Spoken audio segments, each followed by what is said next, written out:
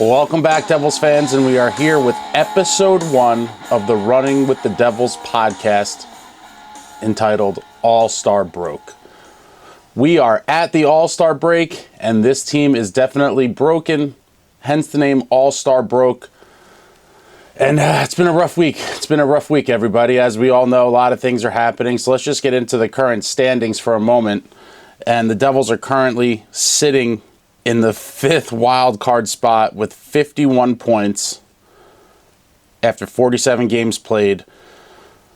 6 points behind Detroit for the 2nd wild card spot, and only 5 points behind the Philadelphia Flyers for 3rd in the Metro. With 3 games in hand, we've played 47 games. They've played 50. And so with those games in hand, we're going to have to start banking points.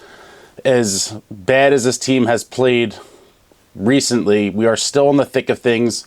I still have hope, and I do believe we can make a playoff run, especially when Jack comes back.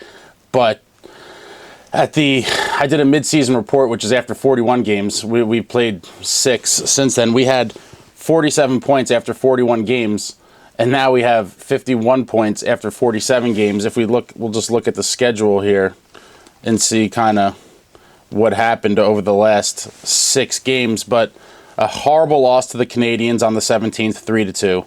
Then on the 19th, we went to Columbus and beat a horrible Blue Jackets team 4-1. And then the next night, on the second game of the back-to-back, obviously, the script continues. We got thumped by Dallas at home 6-2. And then on the 22nd, at home against the Vegas Golden Knights, a thrilling come from behind after blowing a 2-goal lead, 6-5 victory over the Vegas Golden Knights, capped by a Tyler Toffoli overtime hat trick, and then losing our last 2 in big conference matchups. Losing on the 25th, 3-2 to the Hurricanes, and then losing on Saturday the 27th, 6-3 in Tampa. And folks, since the midway point, 41 games played, which was the Boston game, we have gone an abysmal 2-4 in our last 6 games, getting 4 of 12 points. That is nowhere near going to get it done. That is nowhere near going to get us to the playoffs, and that is nowhere near acceptable. Obviously there's a lot of stuff going on. We'll get into it later on in this episode. As you all know, a lot of things going around the team, but to go 2-4 over the last 6 when we really need the points and we're still clawing in the standings, very disappointing for fans, and I'm sure the team is very disappointed as well. Nico had a lot of interesting sound bites after the last game against Tampa. He said he was, disgusted and blah, blah, blah. He looked very frazzled in the interview, but he knows it's not acceptable. And hopefully something can happen to spark these guys coming out of the break. We needed the break in the worst way. 2-4, it seemed like we were in free fall mode. I'm glad, hopefully now, with this time off, we could regroup, do some soul searching, and figure out what we're going to do to get this thing going after the break. But a horrible 2-4 slide going into the break. And let's just look at, on the season, Jesper Bratt leading the scoring with 50 points in 47 games with his 19 goals and 31 assists. Jack Hughes, injured, only has played 32 games, 15 goals, 30 assists for 45 points. Tyler Toffoli, our leading goal scorer, with 21 and has 13 assists to go with that for 34 points. Captain Nico Hischier, in 36 games played, has 13 goals, 15 assists for 28 points. And young Luke Hughes, in all 47 games played, has 8 goals, 18 assists for 26 points. Dawson Mercer, 47 games played, 13 goals, 10 assists, 23 points. And our boy Holtzy, Alexander Holtz, 47 games played, 12 goals, 11 assists for 23 points. Eric Halla, in 41 games, has 10 goals and 13 assists for 23 points. Timo Meier, injured on the season as well, 34 games played, 9 goals, 9 assists for 18 points. Palat also had an injury, 37 games played. He has 6 goals, 10 assists for 16 points. Curtis Lazar, 42 games played, 6 goals, 10 assists for 16 points. Dougie out for the season, most likely. In his 20 games, he had 5 goals and 11 assists for 16 points. And then it just goes down from there. But Jesper Bratt really getting it done, kind of carrying the offensive load in the absence of Jack Hughes. And these guys gotta start getting it done. The game's coming up. The schedule's getting very hard. And no one's going to be doing us any favors. A lot of teams are clawing. Everyone's looking to solidify their playoff position. And it's going to be an uphill battle for these boys. But hopefully they find a way. Because all we got is hope, right, guys? All we have is hope. And then speaking of Luke Hughes, preseason I predicted he'd be a nominee for the Calder and go to Vegas for the award show. And right now he's kind of right on the cusp there. If we look, Connor Brodeur leads all rookies despite breaking his jaw in that game against the Devils a few weeks back. Connor Brodeur has 33 points, Brock Faber with 29 points, Marco Rossi with 28, Adam Fantilli with 27 points, and Luke Hughes in the 5th spot at 26 points. All of those guys above him, except for Faber, are all centers. So hopefully, when the season ends, he's kind of in that top few or 3 or 4 guys points-wise, and they take into consideration that he is a defenseman. Hopefully that'll give him a little bit of a boost, maybe above some of the other guys. I think Bedard's going to win it no matter what, and, it seems like with superstar players, there's always kind of an MO. It always seemed like it was Bedard's trophy to lose, but it would be really cool if Luke got nominated. And hopefully he has a big, well, not necessarily second half, but has a big rest of the season, could kind of climb a couple of these guys in points and, get the nominee. He had a couple highlight reel plays on the year that have kind of, circulated in hockey communities that I'm sure voters will be remembering when it comes time. That end-to-end rush against Columbus to tie the game late in the third was a beautiful play, as well as the insane overtime winner in Philly. So he's got a lot of those on his resume that could help bolster his credentials, if you will. So hopefully we see young Luke nominated for the Calder. And, good luck to Luke on the second half of the season. Also making headlines this week, the much-anticipated, much-delayed release of the Devils Stadium Series jerseys. The rollout finally came on Friday, with the league and Adidas releasing a very urban-esque, fashionista, if you will, little video in the subway showing all 4 teams, very artistic of them. And they had revealed the Devils, Flyers, Rangers and Islanders jerseys in a subway setting with models walking around, going about their everyday New York City hustle and bustle life. And, the Devils jersey is sweet. Very similar to a lot of the concepts that some fans had posted on the internet over the past few months, including my favorite designer, Backhanded Devil. Check him out on X and Instagram at Backhanded Devil. Does hilarious Devils memes and does all kinds of cool concept jerseys. Definitely check him out. But he had a jersey that looked very similar to the one that is in fact the actual jersey. Beautiful jersey. I love the huge logo. I'm a big fan of the non-circle, just to change it up a little bit. And they finally released that little subway trailer, so we finally got the reveal of the jersey. And then I think it was the next day they had released a bunch of photos from a photo shoot they had done with a bunch of the players. So they showed Jack and Jesper and Timo wearing the jersey, and some of the other guys in a photo shoot they had done. And then they kind of gave a little rundown, a little in-depth rundown with the jersey. So they showed a picture of the patch up close, the big Devil's crest, and it says, "Our iconic horns and tail break free from its traditional circle as we take to the outdoors this February." And then the next one was a big close-up of the numbers, and it says, "In large numbers to easily identify your favorite players, whether you're at the top of the stadium or on the sidelines." And then I guess is a close-up on the nameplate. It says, "This larger-than-life Stadium Series game played in our home state calls for bigger, bolder elements throughout." So I guess they're going for loud statement, large size, everything, so you could see it from far away in the stadium. I guess that's the logic behind that. I don't know how much that'll really help or not, I guess, depending on where you're sitting and how good your eyes are. I like the jersey a lot. My only complaint is that I wish it incorporated a little bit of white, maybe outlining the logo and or the numbers and name with like a thin white outline could have been cool. I always like when we can incorporate all 3 of the Devils colors being red, black, and white. But that's being pretty nitpicky. Overall, I did give the jersey a grade of an A. I absolutely love it. And, can't wait to get my hands on it. And here they had done a little photo shoot as well with the Jonas Brothers, the pregame performers of the Stadium Series game. That's a whole nother topic. How we landed on the Jonas Brothers, I'm not sure. I understand they're Devils fans. They're Jersey boys, so that's kind of cool. It's just Jonas Brothers doesn't scream Devils Stadium Series pregame entertainer to me. A lot of my buddies were hoping for someone like Metallica or something more in that realm. I think that would probably hit the mark more with a lot of hockey fans. But again, maybe that's just me being an old man and stuck in my ways, and that the NHL, with all of their initiatives, whether it's jerseys, all-star game jerseys, different merch, or pregame performers, are not looking to appeal to my demographic, which is kind of interesting, because my demographic typically is the one that's going to be paying for all this shit.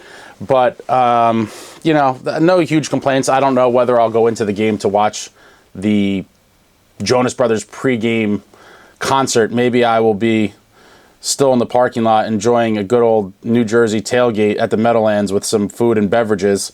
But, maybe I'll go in and check it out. I don't know. But it's definitely not high on my priority list. But they're Jonas Brothers with the Stadium Series jersey.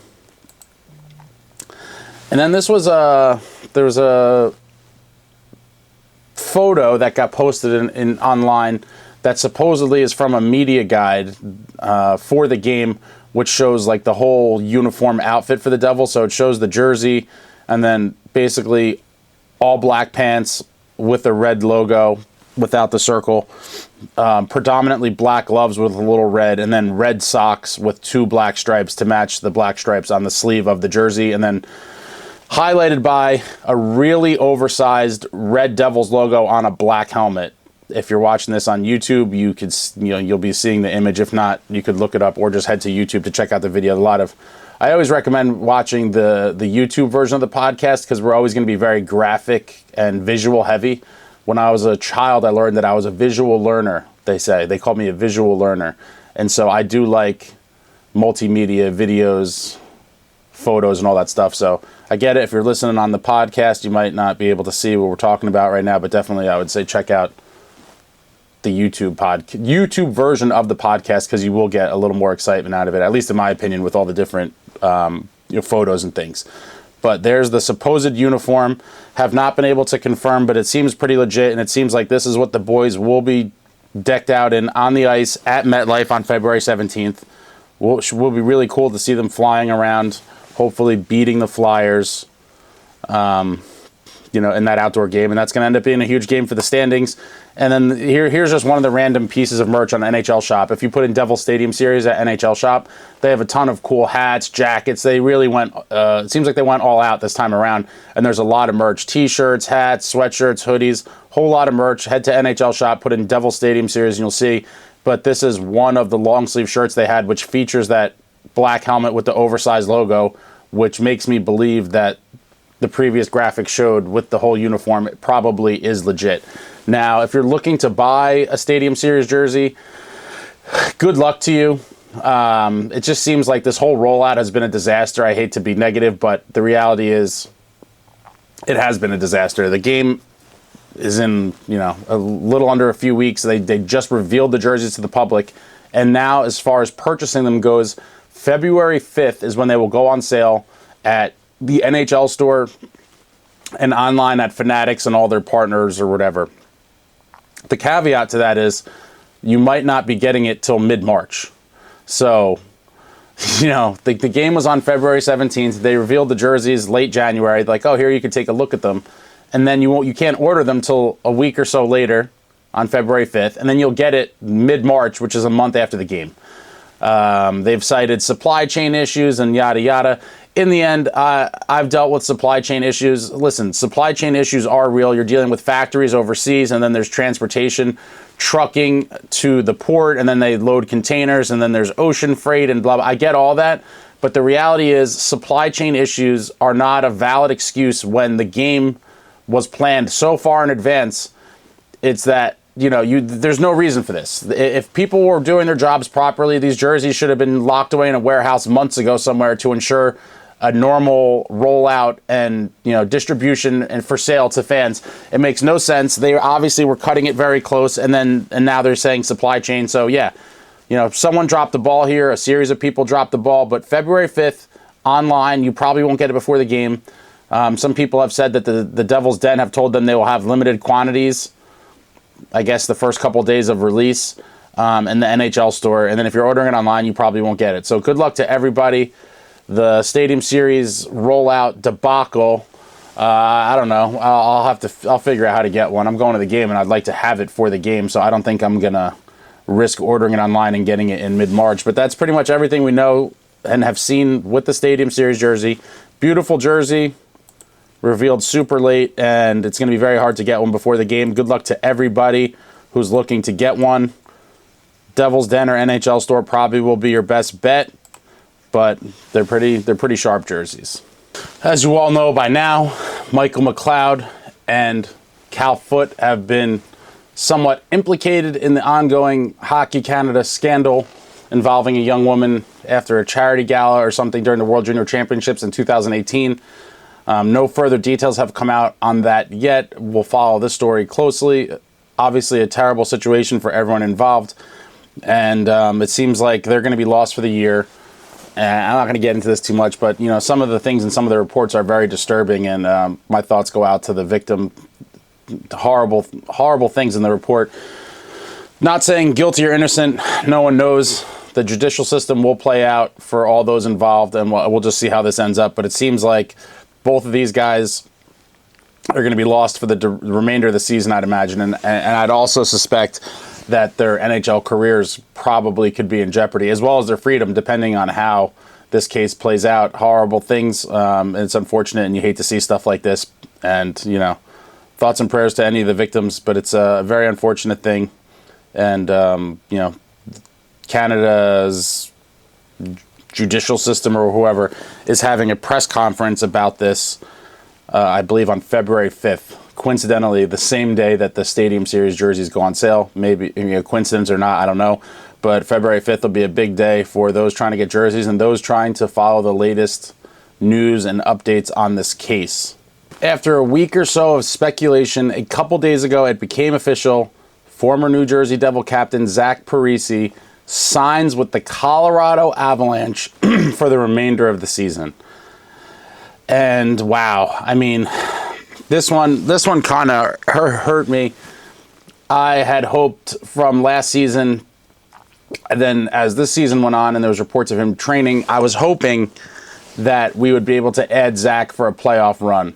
I think he could really help on a third or fourth line for this New Jersey Devils club, especially with all the injuries and all the uncertainty surrounding the lineup, especially with McLeod gone. I think we're going to need some more depth guys and some character guys in that locker room to try to boost morale. I think Zach would have been perfect for that. Unfortunately, he signs with the Colorado Avalanche, and I'll forever remember, that 2012 run, obviously highlighted by Adam Henrique. Henrique, it's over! Knocking out the Rangers at home. Absolutely one of my favorite games in franchise history that I was at. Absolutely wild game. And Zach, there you see Zach with Bill Daly getting the Prince of Wales Trophy as the Eastern Conference champions. The memories of him and Covey in the Cup Finals. And the last time we saw Zach in a Devils jersey after Game 6, losing to the Kings in the handshake line. Tough series. So many things could have went our way in that series, even if we just won one of the first two games at home. Instead, we lost them both in overtime. But had we just won one of those at home, I think the whole series could have been different, and that was really a cup that got away from us. Zach signs a mega deal in Minnesota, leaves the Devils, infuriates most of the fan base, getting a huge payday. Him and Ryan Suter getting identical deals, mega paydays, ensuring their financial security forever before finally doing a little tour for a couple seasons in Long Island with Lou for the Islanders. But, looking at his stats here, I was always a big Zach guy. I'm not going to lie. He was one of my favorite players when he broke onto the team. I thought he was probably the most likely next jersey, getting ahead of myself, but most likely one of the next jerseys that could be retired by the Devils. And, we look at what he did. He had 5 consecutive 30-plus goal seasons. One of them, he had 45 goals. In 08-09, he had 45 goals and 49 assists for 94 points, which is one of the top single-season, points records for the Devils. I think that's like third. I think that might be third now. Patty had the 96, and then before Jack broke it last year, but that might be third place single season for the Devils. But I thought Zach was a warrior for the Devils, worked his ass off, plenty of highlight reel goals, plenty of dirty goals as well, just a hard-nosed player, embodied what the Devils meant, and I was a huge fan of his. I really was one of my favorite players. It was gutting when he left, but I'm curious it's a very polarizing subject. I guess he's a very polarizing player in Devils history. I had this conversation with one of my Devils fan friends the other day, and they still hate the guy. Now, when he first left, I'm not going to lie, I did hate Zach. I thought he was a scumbag. Leading up to it, it seemed like he was saying all the right things in the media, and everyone thought he was going to sign the extension with us. And then he ends up going home to Minnesota for a monster payday and to play with his boy. And it stung. It really stung. In the end, it wouldn't have been a great contract for the Devils, most likely. I mean, it ended up being a really bad one for the Wild. Who knows, with different line mates and different circumstances, how it would have played out in New Jersey. But, it was an unfortunate thing. But over time, I believe, me personally, my stance has softened on him quite a bit. They say time heals all wounds. Maybe not all wounds, but as time goes on, I don't know. It did come out, I forget when, but it did come out that his father was very sick. And he eventually passed, I think, a few years after Zach went back there. But the reality is, this is a business. And while part of Zach probably wanted to stay with the Devils, when a team is offering you monster money to go home, to your home state, so they're offering you max dollar to go back home and be able to spend more time with your father who was dying, it's hard for me to argue that, right? I mean, people are humans. People just want to, he screwed the Devils, he left. But, if your father is dying and is sick, and you're playing in the league, and it's the team, your home team says, we're going to give you the most money anyone's going to give you, and you could come home, be around friends and family, and spend more time with your father who's ill, I don't know who's not doing that. And so the reality is, it sucks that he left. I'm still mad that he left. But given the circumstances, I don't see how most people aren't doing the same exact thing Zach did. So I think it's hypocritical for people to hate on the guy for making what is seemingly a very easy, logical decision. What is there to think about? You're going home, they're giving you the most money, and you get to spend time with your father. Now, some people are like, oh, that's a cop-out, and blah, blah, blah. I just can't argue it, honestly. And if I'm being perfectly honest, I would have done the same thing. Family is very important to me. It's very important to a lot of people. And, they gave you every reason to do it. There was nothing to think about. You're going home, max money, spend time with your father. Seems like a no-brainer, so it's easy for us to chastise the guy and talk smack, but in the end, I think anyone would have done the same thing, and so it's very unfortunate. I was hoping that Zach would sign with us at some point, and it seems like he's now cup chasing, which again, I don't blame him. He's had a long, great career in the league, but that cup has evaded him, and now he's signed with the Avalanche to put himself in a position to finally hoist Lord Stanley come this spring. And again, I don't blame him for that either. I'm curious if the Devils were in a better position, if we were looking as strong as we did, say, last season. Would Zach have came home, quote unquote, to the franchise that drafted him, come to the Devils and try to go on a run and win a cup as a Devil? That would have been an absolutely amazing storyline and a storybook ending for his career had we won the cup. The reality is the Devils don't look anywhere near like the team from last year, so I could see him looking for the most lucrative place to chase that cup. And he thought it was Colorado. Great move by Colorado. Anytime you could add a veteran character guy like Zach, hard worker for a playoff run, it's a no-brainer.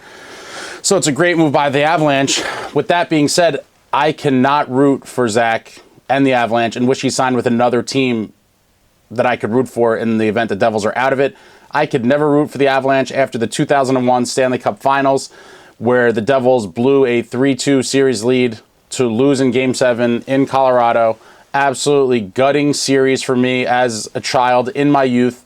I was actually at Game 6 after the Devils were up 3-2 at Continental Airlines Arena with the cup in the building and the chance to hoist the cup.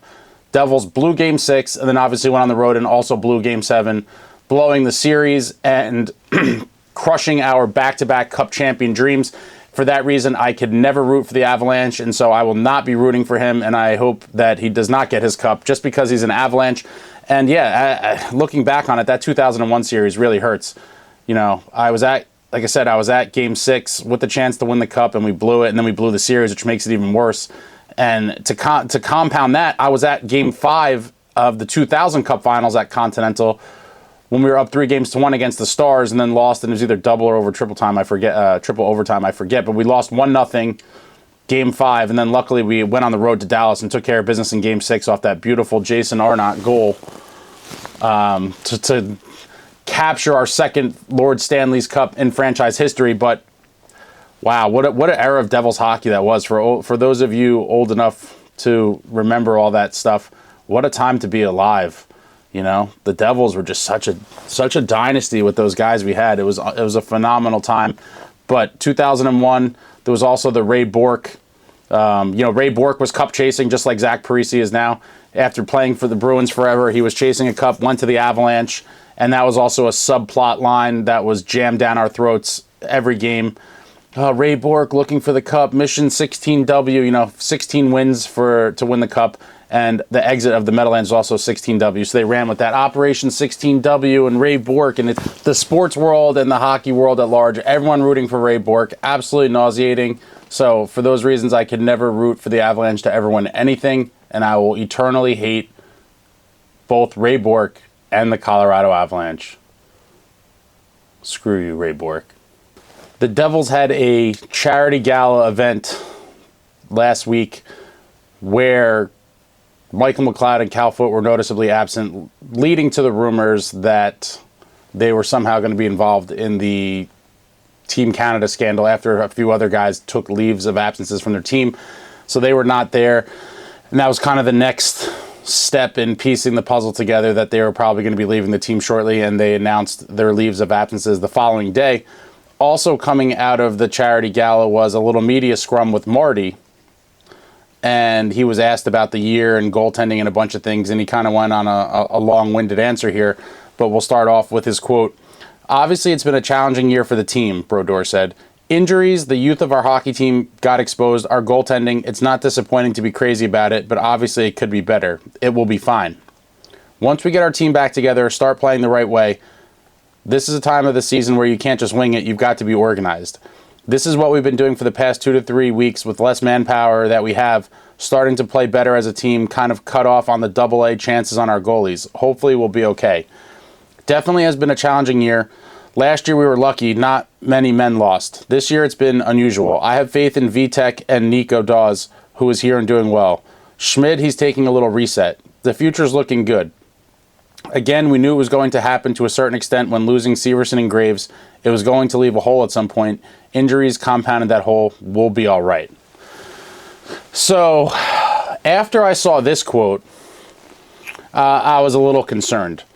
For Marty to say he has faith in Vitek and Nico Dawes, it's a little disturbing, because I think he might be one of the only people on the planet that has faith in Vitek and Nico Dawes.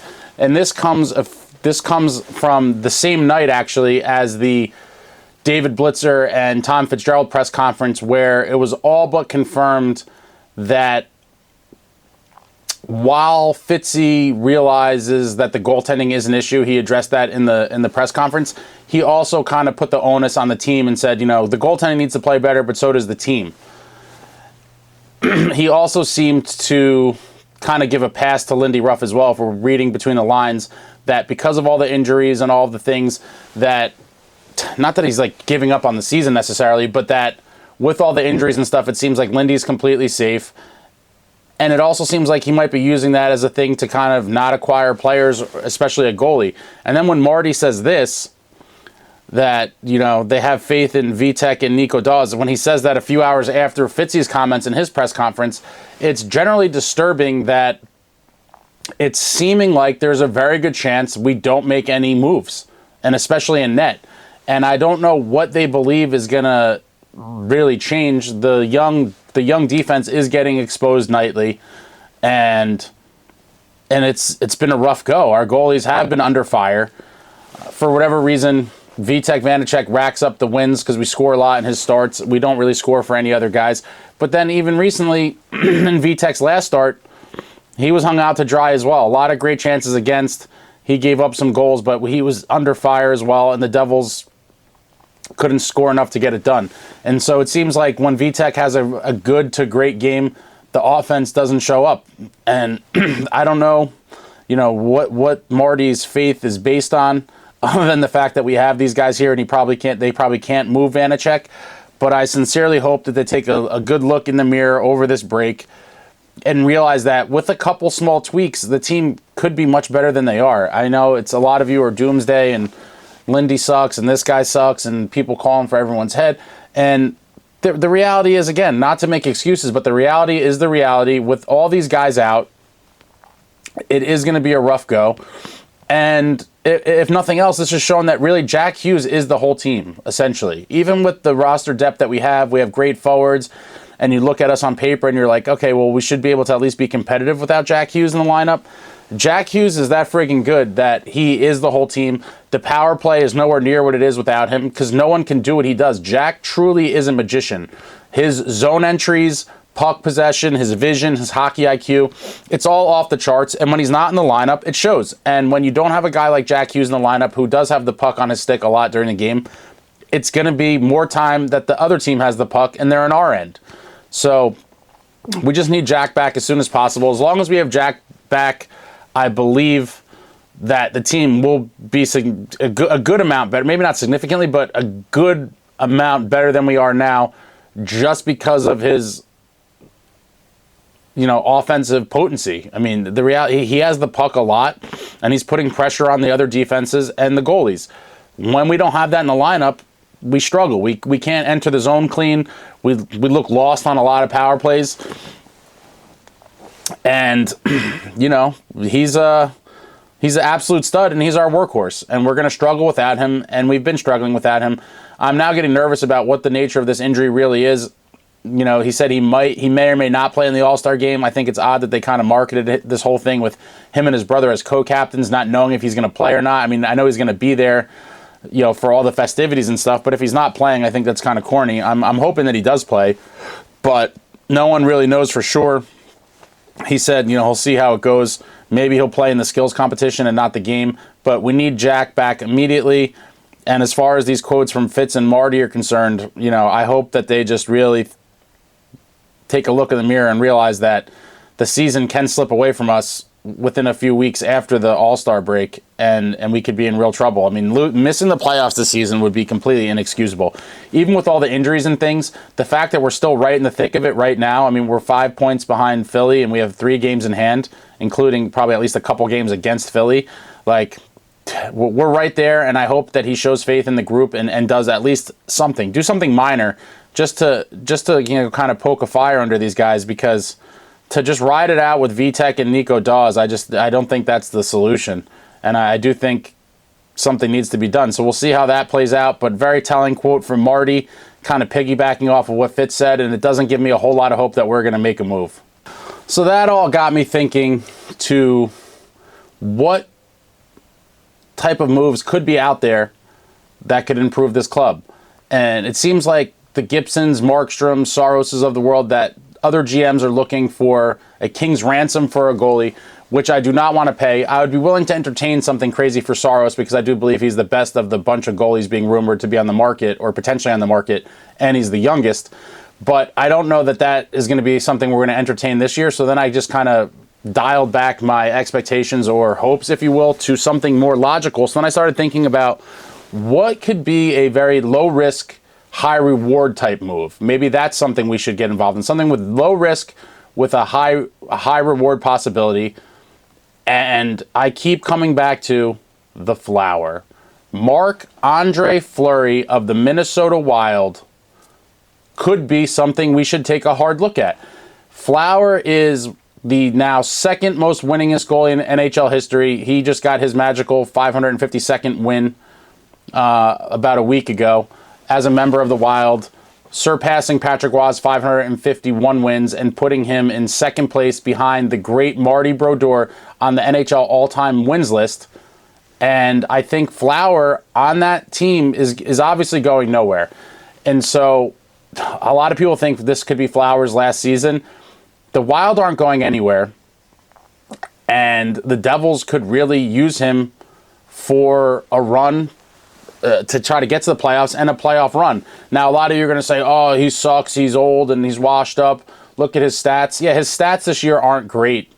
They're better than our goalies now. They're not great, but he's also playing on a bad Minnesota Wild team. I think coming to this young group in New Jersey could kind of be like a revitalization, if you will, for him, and maybe he could turn back the clock and go on a nice run for us. If you see, a lot of people were writing Jonathan Quick off, and he went to Vegas, did okay, and then he went to the Rangers, and he's playing phenomenal for the New York Rangers, despite his old age. Sometimes I think the right circumstance and change of scenery could do wonders for a goalie, and maybe that could be the case with Fleury. A lot of you guys are going to say, oh, he's getting fed to the Wolves again, and our defense sucks, and that's all true. But I don't think it would take much to obtain him, and I think the risk would be worth it. I can't see Billy Guerin wanting anything sort of substantial or anything that would be a prohibiting type of deal to bring Flower in. So now I guess the question is, can you sell Flower to come here? And if I'm Fitzy, I'm trying to talk to Billy G and Flower and say, listen, you're obviously going nowhere with the Wild. We have a young group here, and our window is just starting to open to win a championship. I would try to get Flower here, tell him he's going to carry the load for us for the rest of the season, and hopefully go on a playoff run.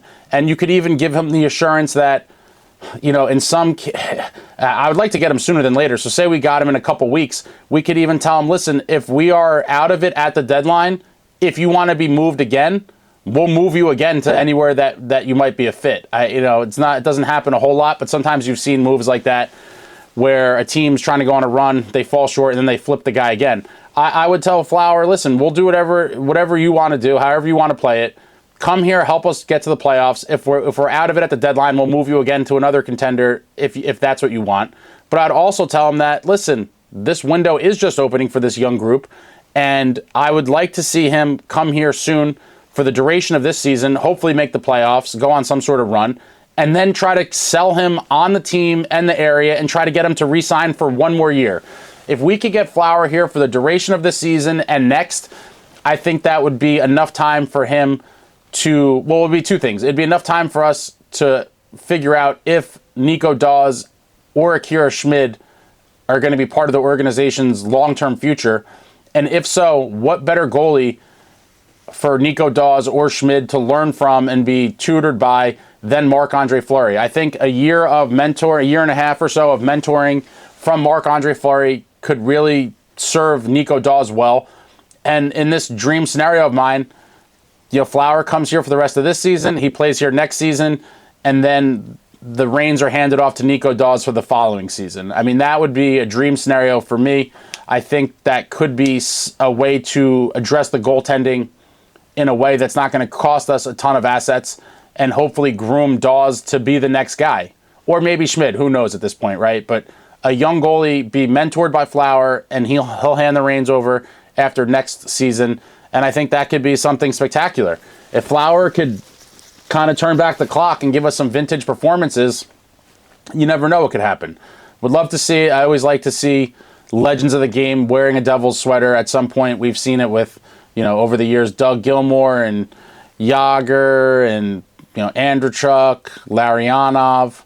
We've seen a bunch of these guys come through the organization, Alexander Mogilny, and to add Flower to that list would be pretty cool, and I think he could help the club. It's not obviously a long-term fix, and it's not the same as getting a Saros or a Gibson as a long-term thing, but it could be the perfect Band-Aid for now with a succession plan in place to groom and mentor Daws and finally hand the net over to him after next season. That would be my ideal scenario. And if we're already talking to Billy G about getting Flower, let's throw in Patty Maroon. Former New Jersey Devil legend, Patty Maroon, the big rig. Another amazing, gritty depth player that could help this roster. And I don't think he would be really any sort of expensive either. So I believe with Flower, Patty Maroon could be had for a very low price that could give us some grit, some size, some tenacity, and a good depth forward to have for a playoff push. Now, again, I could be pipe dreaming, but the package of Flower and Patty Maroon should not cost us anything significant in terms of assets and makes perfect sense. We address our immediate need for a goaltender, and we get another depth forward and also add some grit and tenacity to the lineup, which we so desperately need because this team is so charm and soft. I would love to see the move. Those two guys brought in, and that is, to me, the textbook definition of a low-risk, high-reward move that could really pay dividends. Aside from their help on the ice, these guys are both championship pedigree, amazing locker room guys by all reports of anyone who's ever played with them. Flower has 3 cup rings. Patty Maroon has 3 cup rings. When they come over, they're going to have a separate car drive in the hardware. All the cup rings and awards have to come in a separate vehicle for these guys. Would love to see it. I think the locker room presence, the veteran leadership, it's just something that with all the scandal and all these things going on and all the outside noise and the injuries, I think these guys could be a calming influence on the young locker room and help us on and off the ice. To me, this is probably one of the most logical, sensible deals that I could come up with. Again, a lot of you are probably going to say, oh, Fleury's done, I don't want to see him, but I disagree. I think he'll be better than Vanacek. I mean, I think that'd be a hard point for most people to refute. It's not, the bar is pretty low, right? So if he's an upgrade, and especially, this deal would be especially a huge win if somehow we could get Guerin in the Wild to take Vanacek going the other way. I mean, then to me, it's the no-brainer of all no-brainers. If Billy G will take on the Vanacek project and we could get Fleury and Maroon, sign me up all day and night. But I think this is the type of low-risk, high-reward move the Devils should be looking at. Would love to see Flower and Maroon come to the Devils. I think it immediately injects life into the locker room, into the team, and I think we'll see the results on the ice. There was a couple reports rumoring the Devils and Fleury a couple weeks ago. I almost made a video on it then, but it's just a lot of chatter and a lot of noise, and I hate to keep on speculating on all these rumors because there's just so many rumors, but this is one that I've thought about from months ago that if the Wild slipped out could make perfect sense. And with Patty Maroon, it would just be a dream scenario. Hopefully somehow this comes to fruition. If Fitzy decides he's going to make some sort of move, this would be a really logical one. Not a lot of assets will be going the other way. And if they take Vanacek, it's a grand slam. Fitzy, get on the phone, call Billy G, and let's bring Flower and Patty Maroon to New Jersey for this playoff push that we so desperately need to go on. If you're looking for some great hockey content to listen to or watch during the All-Star break while there is no games going on, I could not recommend more the Cam and Strick podcast featuring former New Jersey Devil Cam Jansen and Andy Strickland. These guys have an absolutely phenomenal podcast. For anyone who was old enough to remember, former Devil Cam Jansen had 2 tours of duty with our beloved New Jersey Devils. He was absolutely electric on and off the ice. Cam, one of my favorite hockey personalities of all time, has a ton of great guests. Their podcast is hilarious. I listen to it in the car all the time. Recently, they started doing the video interviews, so I watch a lot of those on my television. But the Cam and Strick podcast, absolutely phenomenal. They've had tons of great guests, including former New Jersey Devils. I always love listening to interviews with the guys from the glory years. And just to name some of the Devils they've had on, Jay Pandolfo, Adam Henrique, Jeff Friesen, Brian Boyle, Jason Arnott, Mike Rupp, Mike Doc Emmerich, Bobby Holik, Bill Guerin, Doug Gilmore, Jamie Langenbrunner, Pat Maroon, Scott Niedermayer, Sheldon Sore, Scott Stevens, Claude Lemieux, Lou Lamoriello, Larry Robinson, Brian Giunta, Ilya Kovalchuk, Adam Oates, Scott Gomez, Marty Brodeur, Mike Commodore. It's just a phenomenal list of guys. They do a great job at the interviews. Cam, because he's a hilarious dude and his personality, he gets the best out of all of his guests. He even made Lou Lamoriello laugh. I don't know that there's anyone else on the planet that could get a chuckle out of the oh-so-serious Lou Lamoriello, and Cam Jansen is that guy. His conversation with Marty was great. Marty's usually very reserved and stoic in interviews, and Cam definitely got the most loose Marty I've ever heard in an interview of all time. And it's just great to hear a lot of the stories these guys tell on the podcast. Cam does a great job, and he's now thriving in Missouri, his home state, part of the Blues alumni network. He's played for the Blues as well, obviously. I had always hoped that he would eventually come back to New Jersey and be part of the Devils alumni group and do events and appearances and things, because he is just an electric personality. If you've ever met him or talked to him, Cam is a great dude. He's amazing with the kids. Everybody loves Cam. And hopefully maybe one day he could become more involved in some Devil stuff down the line. But for now, he's in St. Louis with the Blues group doing his thing. He has a morning show and he does this podcast, and the podcast is absolutely phenomenal. I will put a link in the description. Definitely check out some of those former Devil interviews because they're absolute gems. I've been spending, a lot of my nights in the past couple weeks watching old episodes of the podcast. It is wildly entertaining. I listen to it in the car. I'm dying laughing. Cam's great. Strick's great. Amazing podcast. Link in the description. Check those out. That's my recommended viewing/listening material for the All-Star break. Cam and Strick, former Devils legends, a who's list of who he's had. Absolutely great stuff. Good job, Cam.